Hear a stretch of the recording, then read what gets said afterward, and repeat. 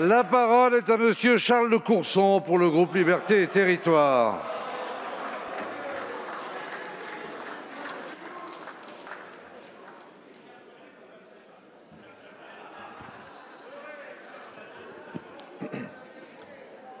Monsieur le Président, Monsieur le Ministre, Monsieur le Président de la Commission des Finances, Monsieur le Rapporteur général, mes chers collègues. Pour ce vote de la dernière loi de finances initiale de cette mandature, quel bilan peut-on tirer de ces 5 années de gestion des finances publiques par l'actuel gouvernement? Premier constat, en 5 ans, le déficit structurel s'est fortement dégradé, signe d'une gestion défaillante des finances publiques. Commençons par le chiffre clé d'un budget. Le niveau du déficit structurel, c'est-à-dire hors effet de la conjoncture ou de la crise sanitaire, eh bien en 2022, il devrait s'établir à 4 points de PIB, contre 2,2 points de PIB en 2017. 1,8 de plus, ça n'est que 45 milliards.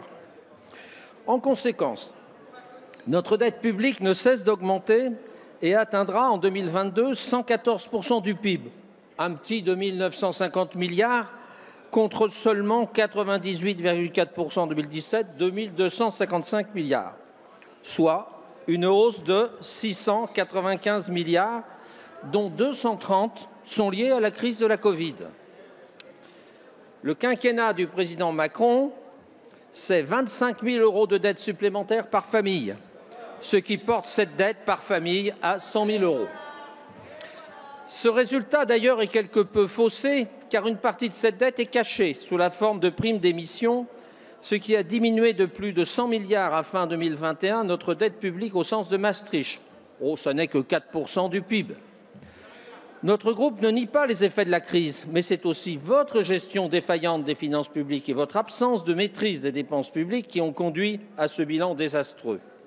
Dès 2019, le Haut Conseil des finances publiques vous alertait déjà et rappelait que la France, à la différence de la quasi-totalité des pays européens, n'avait pas encore amorcé une réduction réelle de son ratio dette publique sur le produit intérieur brut, pas plus qu'elle n'avait mis en place un contrôle efficace de la hausse de ses dépenses.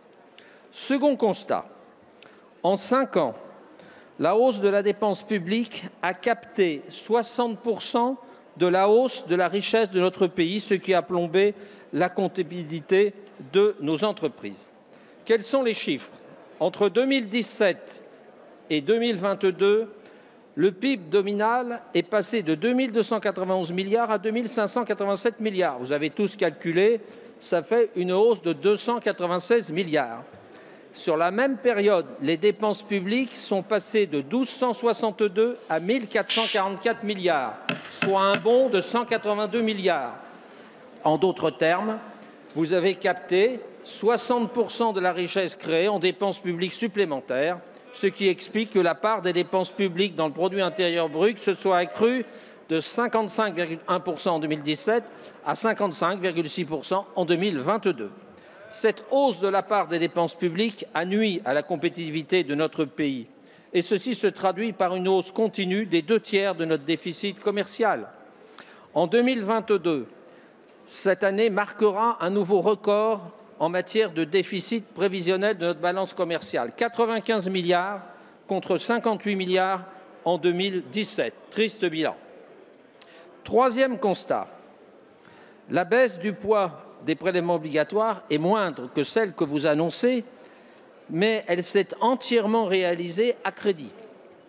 Monsieur le ministre, dans votre bilan, vous annoncez partout avoir baissé les prélèvements obligatoires de 52 milliards d'euros. Ce n'est que partiellement vrai.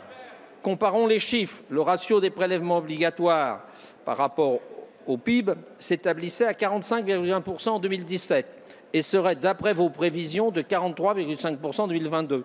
C'est une baisse de 1,6 point de PIB, ou encore 41 milliards, alors que pendant cette même période, le déficit structurel s'est accru de 1,8 de PIB. Donc c'est clair, la totalité de la baisse des prélèvements obligatoires a été financée par le déficit.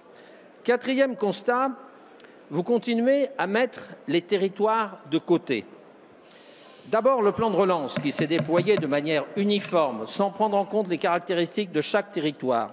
Vous avez fortement mobilisé les régions puisque leurs dépenses d'investissement ont augmenté de 15%, mais les régions qui, au regard de leurs compétences, auraient dû être des partenaires stratégiques, ont été associées comme des investisseurs passifs. Vos décisions conduisent à poursuivre l'érosion progressive de l'autonomie fiscale des collectivités territoriales à travers la suppression de la taxe d'habitation, distanciant encore un peu plus le lien entre le citoyen contribuable et le citoyen électeur. En un mot, vous êtes des Thatchériens qui veulent faire vivre les collectivités, particulièrement les régions et les départements, sous perfusion de dotations de l'État pour mieux les encadrer.